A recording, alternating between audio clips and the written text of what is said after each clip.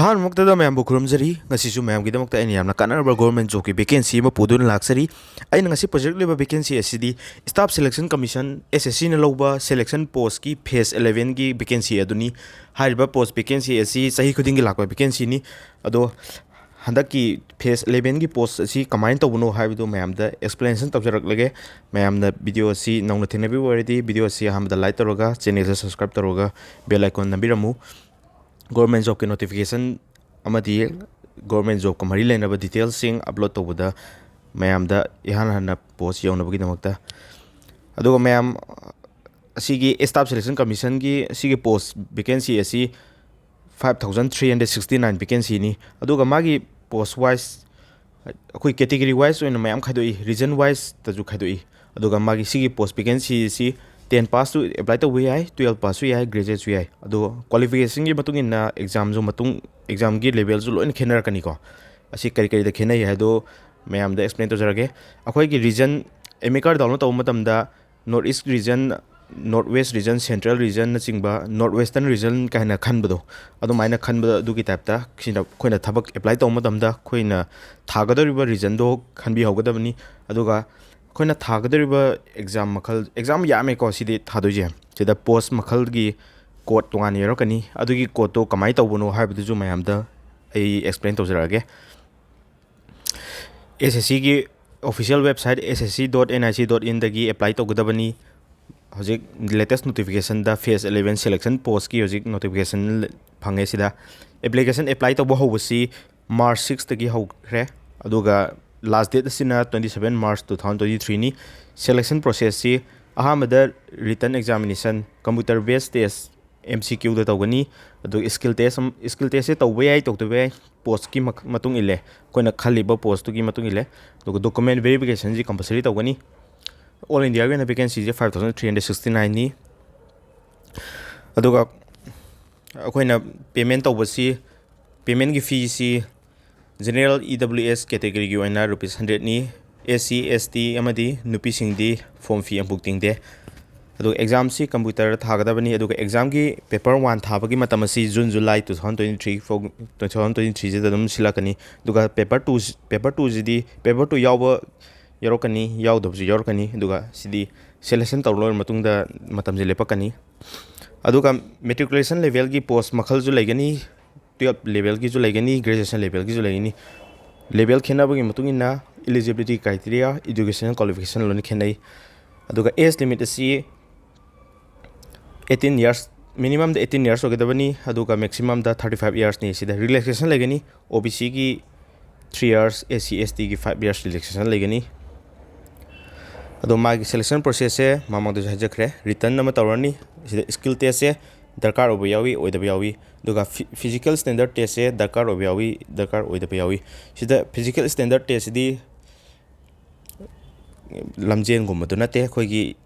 height weight measurement दुनी अदुगा document verification DV सिदी कंपलसरी नी दो मागी एग्जाम पैटर्न से MCQ नी सिदा पार्ट मरी थोंना खैदोकनी अहामदा रीजनिंग की क्वेश्चन 50 मार्क्स के लेगनी जनरल अवेयरनेस GK की question 50 marks quantitative aptitude maths की अरिथमेटिक आतनी 25 क्वेश्चन 50 मार्क्स हंगनी बेसिक इंग्लिश नॉलेज की क्वेश्चन 25 हंगनी 50 मार्क्स ने पुन्ना क्वेश्चन से चामनी ओवरऑल मार्क्स से 200 नी क्वेश्चन अममदा मार्क अनि केरी तवी अदुगा नेगेटिव मार्किंग दा 0.5 मार्क नेगेटिव मार्किंग होगनी अदुगा मैमना SSC की स्टाफ सिलेक्शन कमीशन लौबा एनी गवर्नमेंट जॉब की मागी टेस्ट सीरीज ख्वाइदगी मॉक टेस्ट थाफम ख्वाइदगी फबा हारगदी टेस्टबुक सिनी टेस्टबुक डाउनलोड तौदिरबसिंग प्ले स्टोर दगी डाउनलोड तौबिरो अदुगा टेस्टबुक पास लाइबगी लिंक से आई पिन कमेंट हापसरमगे अदुगा सिगी टेस्टबुक पास से लाइबगी कानाबजे कइनो हाबदो आई मैमदा टेंटंगना थमजगे गवर्नमेंट जॉब खुदिमकी प्रीवियस ईयर क्वेश्चन सिंग सिदा फंगनी स्टडी मटेरियल सिंगबा सब्जेक्ट वाइज टॉपिक वाइज दा अखोइगी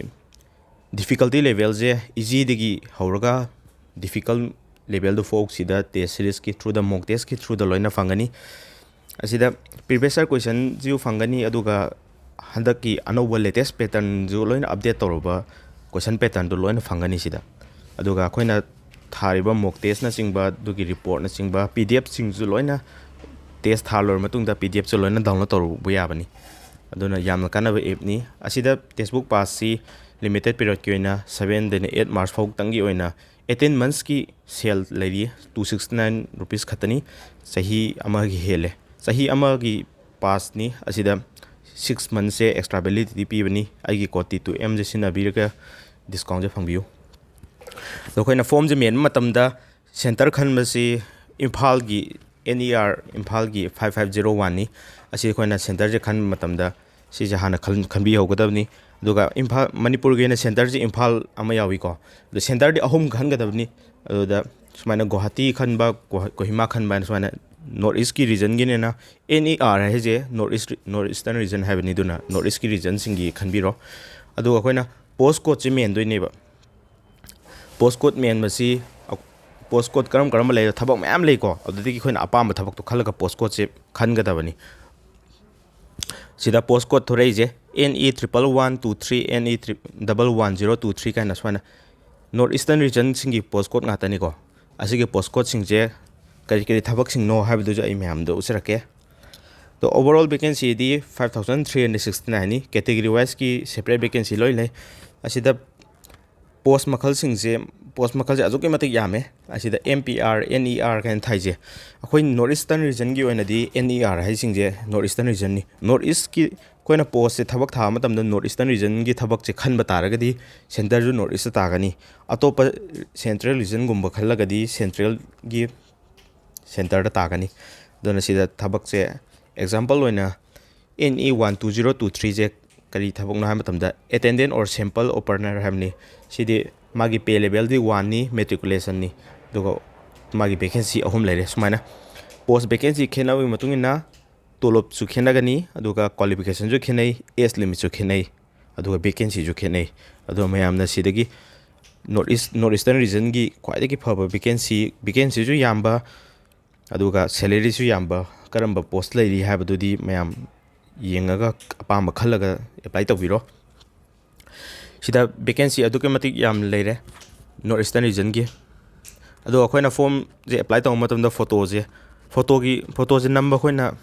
इसम चंबा हानगी अरैबा फोटो मोंग मरई तादबा फोटो थागतपा तारगदी फॉर्म जे अखोइना पेमेंट तौगिबा तारजु रिजेक्ट दुम चटकनी सिदा फोटो जिदा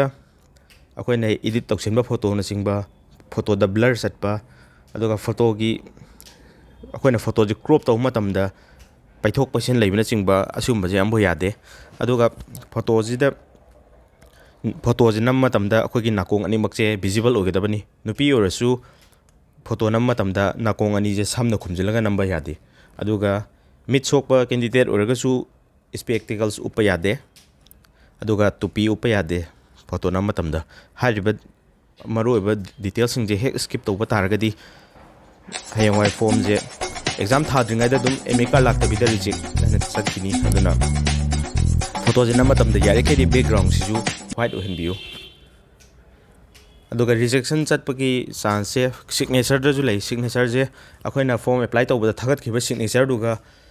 अखोइना एग्जाम था मतमदा वेरिफिकेशन की सिग्नेचर तौइको अदुगी सिग्नेचर अनिदो सिग्नेचर मोंग दो मानदबा तारगदी दुजु केनो तौबा याय रिजेक्ट चटपा याय अदुगा एप्लीकेशन दा फोटो जे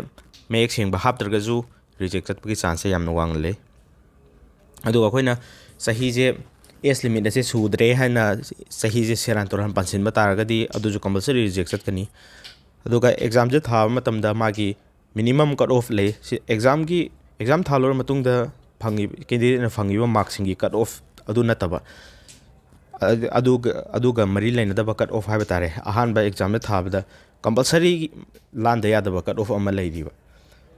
जे कंपलसरी लांदा यादबा कट ऑफ से अनरिजर्व कैटेगरी की 30% नी 100 मार्क की ओरदी 30% है मार्क 30 ओदिनी 200 मार्क की ओरदी 60 मार्क